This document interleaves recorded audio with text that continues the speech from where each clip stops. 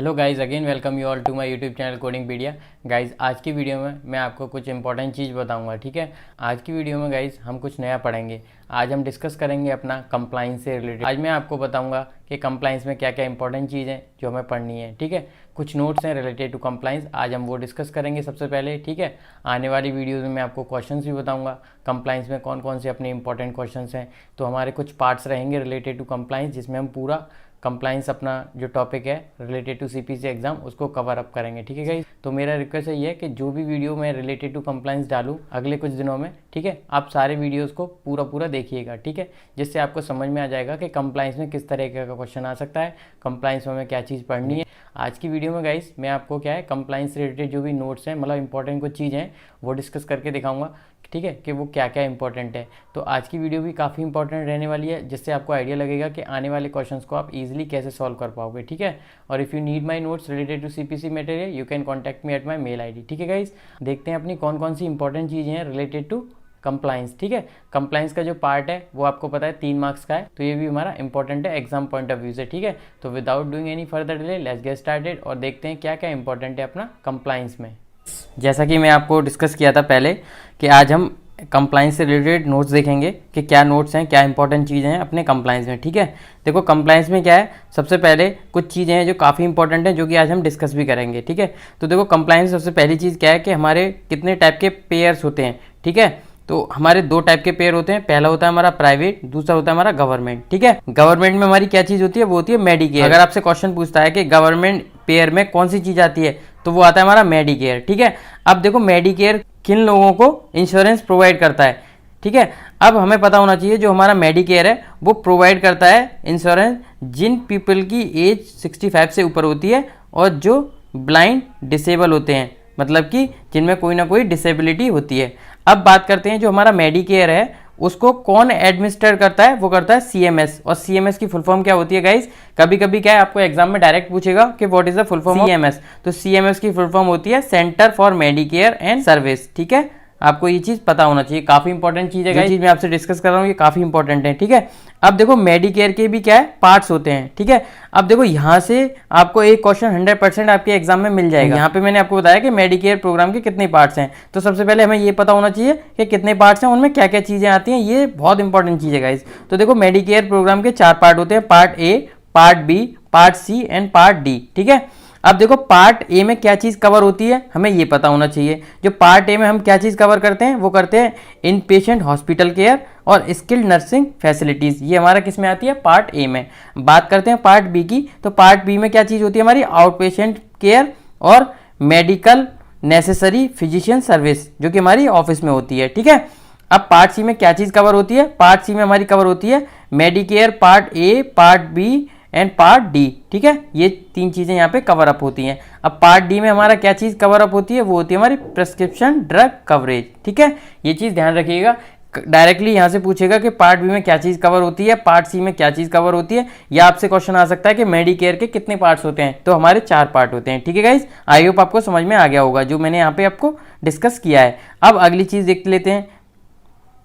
देखो अगली इंपॉर्टेंट चीज है गाइस इसमें, वो ये है मेडिकेड। अब मेडिकेड क्या है, ये हेल्थ इंश्योरेंस असिस्टेड प्रोग्राम होता है, किसके लिए, जिन पीपल की इनकम लो होती है, मतलब कि ये हेल्थ इंश्योरेंस प्रोवाइड करते हैं उन लोगों को जिनकी इनकम लो होती है। ठीक है, अब बात करते हैं मेडिकेड को कौन स्पॉन्सर करता है, तो मेडिकेड स्पॉन्सर करता है फेडरल एंड स्टेट गवर्नमेंट। कौन स्पॉन्सर कर रहा है, federal and state government. Medicaid क्या है हमारा, हेल्थ इंश्योरेंस असिस्टेंट प्रोग्राम, किसके लिए, लो इनकम पीपल के लिए। ठीक है, अगली देखो इंपॉर्टेंट चीज है वो है हमारी RBRVS, आपसे फुल फॉर्म पूछेगा एग्जाम में, तो RBRVS की फुल फॉर्म होती है resource based relative value scale. ठीक है, अब बात करते हैं ये जो चीज़ है कब इंप्लीमेंट हुई थी, ये इंप्लीमेंट हुई थी 1992 में।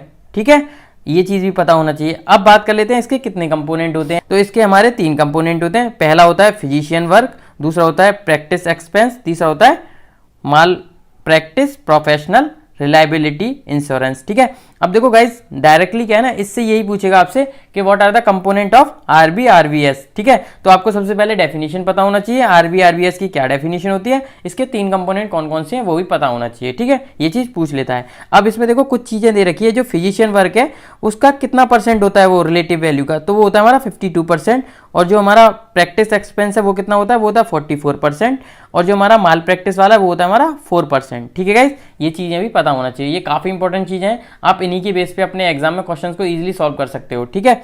अब बात कर लेते हैं इसमें अगली चीज की, वो है हमारा एनसीडी। अब एनसीडी की क्या फुल फॉर्म है, देखो एनसीडी की फुल फॉर्म होती है नेशनल कवरेज डिटर्मिनेशन। तो गाइस क्या है ना, आपको फुल फॉर्म हर एक टर्म की पता होना चाहिए, ठीक है, क्योंकि यहाँ पे इंपॉर्टेंट क्या है, फुल फॉर्म्स। आपको सबसे पहले फुल फॉर्म को याद रखना है। अब देखो ये जो हमारा एनसीडी, ये क्या चीज एक्सप्लेन करता है, ये एक्सप्लेन करता है कि मेडिकेयर कब पे करेगा, आइटम्स के लिए या फिर सर्विस के लिए, ये एक्सप्लेन करता है। देखो अगली इंपॉर्टेंट चीज है वो है हमारा मैक। देखो इसकी हमें सबसे पहले क्या पता होना चाहिए, इसका हमारा क्या मीनिंग होता है। मैक होता है मेडिकेयर एडमिनिस्ट्रेटिव कॉन्ट्रैक्टर, ठीक है, इसका हमें फुल फॉर्म पता होना चाहिए। अब दूसरी चीज आता है कि इसकी क्या रेस्पॉन्सिबिलिटी है मैक की, ये रेस्पॉन्सिबल होता है इंटरप्रिटेटिंग नेशनल पॉलिसीज के लिए, ठीक है। अब देखो एक और चीज आती है, वो आती है हमारी एलसीडी। एलसीडी क्या होता है हमारा, लोकल कवरेज डिटर्मिनेशन। इसकी फुल फॉर्म ध्यान रखिएगा, एलसीडी की फुल फॉर्म है लोकल कवरेज डिटर्मिनेशन, ठीक है। देखो एलसीडी हमारा किसके लिए आता है, रीजनल एरिया के लिए, ठीक है गाइज। देखो अगली इंपॉर्टेंट चीज दे रखी है, अगर कोई आइटम एनसीडी में एग्जिस्ट नहीं करता है तो वहां पे क्या है, मैक डिसाइड करता है कि वो आइटम किस कवरेज में आएगा, ठीक है गाइज। तो ये चीजें काफी इंपॉर्टेंट है रिलेटेड टू अपना कंप्लायंस। देखो अगली इंपॉर्टेंट चीज आ गई एक और, वो है हमारा एबीएन। एबीएन की फुल फॉर्म क्या होती है गाइज, सबसे पहले ये पता होना चाहिए, एडवांस बेनिफिशियरी नोटिस, ठीक है, ये होती है एबीएम की फुल फॉर्म, ठीक है। अब इसका क्या रोल है, ये बताता है हमारा कि मेडिकेयर पर्टिकुलर नोटिस को क्यों डिनाई करता है, मतलब कोई भी चीज डिनाई होती है तो वो क्यों डिनाई हो रही है, वो हमारा बताएगा एबीएन, ठीक है।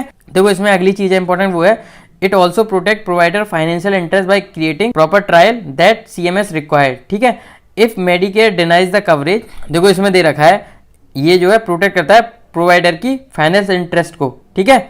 वो कब करता है, जब हमारा मेडिकेयर डिनाई कर देता है कवरेज को। और वो कब कवरेज डिनाई होती है, उसमें 2 चीजें आ जाती है हमारी, पहली हमारा साइन प्रायर टू प्रोसीजर, दूसरा है sign by the beneficiary patient, ठीक है। अब देखो अगली इंपॉर्टेंट चीज आ गई, वो आ गई हिप्पा। ये आपसे जरूर पूछेगा, आज के टाइम पे पूछा भी जा रहा है। हिप्पा क्या चीज है, हिप्पा होता है हमारा health insurance probability and accountability act, ठीक है। ये कब इंप्लीमेंट हुआ था, 1966 में, ठीक है। आपको सबसे पहले इसकी क्या पता होना चाहिए, फुल फॉर्म, देन आपको पता होना चाहिए कब इंप्लीमेंट हुआ था, ठीक है गाइस। अब ये क्या कवर करता है, ये कवर करता है डॉक्टर को, क्लिनिक्स को, फिजियोलॉजिस्ट को, नर्सिंग होम को, फार्मेसीज को, हेल्थ केयर प्रोवाइडर्स को, ठीक है। देखो बात करें हेल्थ प्लान की, तो हेल्थ प्लान में क्या चीज आती है, हेल्थ इंश्योरेंस कंपनीज, है ना, एचएम गवर्नमेंट प्रोग्राम, ठीक है। अब अगला इंपॉर्टेंट टर्म है गाइस, वो है हमारा health care cleaning house. Health care cleaning house क्या इंक्लूड करता है, ये इंक्लूड करता है entities that process non standard health information that receive from another entity into standard format, ये इंक्लूड करता है इस प्रोसेस को, ठीक है।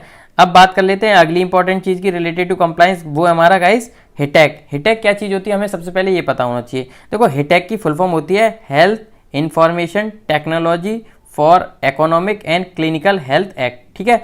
दूसरी चीज, ये कब इंटैक्ट हुआ था, ये इंटैक्ट हुआ था 2009 में, और ये किसका पार्ट होता है, ARRA का।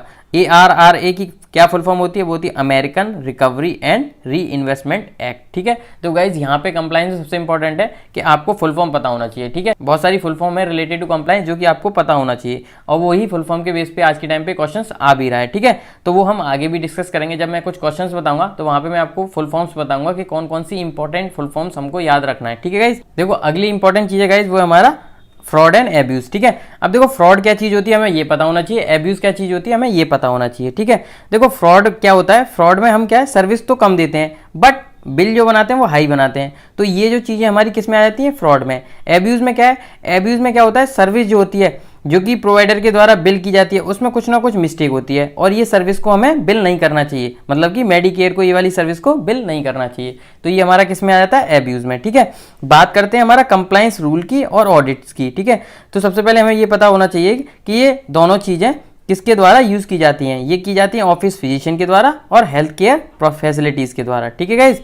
अगली इंपॉर्टेंट चीज है इसमें, वो ये है कि ये क्या होता है, ये रिटन सेट ऑफ इंस्ट्रक्शन होता है जो कि पुट करता है क्या प्रोसेस को for coding and submit accurate claim. ठीक है, अब बात करते हैं इसके कुछ बेनिफिट्स की। सबसे पहला बेनिफिट क्या है, more accurate payment of claim, मतलब इसकी हेल्प से क्या होता है एक्यूरेट पेमेंट हो पाता है क्लेम्स का। ठीक है, दूसरा है हमारा फ्यूअर बिलिंग मिस्टेक हो पाती है। तीसरा है हमारा इंप्रूव डॉक्यूमेंट्स, जो हमारे डॉक्यूमेंट्स होते हैं वो हमारे इंप्रूव्ड होते हैं। ठीक है, अब देखो अगली चीज है वो काफी इंपॉर्टेंट है गाइस, वो है हमारी OIG। OIG की क्या फुल फॉर्म होती है आपको सबसे पहले ये पता होना चाहिए। OIG होता है हमारा ऑफिस इंस्पेक्टर जनरल। ठीक है, सबसे पहले हमने फुल फॉर्म पता कर ली, उसके बाद में हमें ये पता होना चाहिए कि क्या चीज करता है, ये ऑडिट करता है पीरियोडिक। ठीक है, अब ये क्या प्रोवाइड करता है, ये प्रोवाइड करता है कंप्लायंस गाइडेड प्रोग्राम भी। ठीक है, और ये क्या करता है अपना वर्क प्लान रिलीज करता है ट्वाइस अ ईयर। ठीक है, ये पूछा जाता है कि कितने ईयर में कितनी बार ये वर्क प्लान को क्या करता है अपना रिलीज करता है, तो हमारा क्या आंसर होगा ट्वाइस अ ईयर। ठीक है, अगली चीज आती है गाइस, इसमें वो क्वेश्चंस हैं गाइस दो, Medicare program made up of separate part, which part is affected by CMS SCC, तो यहाँ पे आंसर होगा पार्ट C।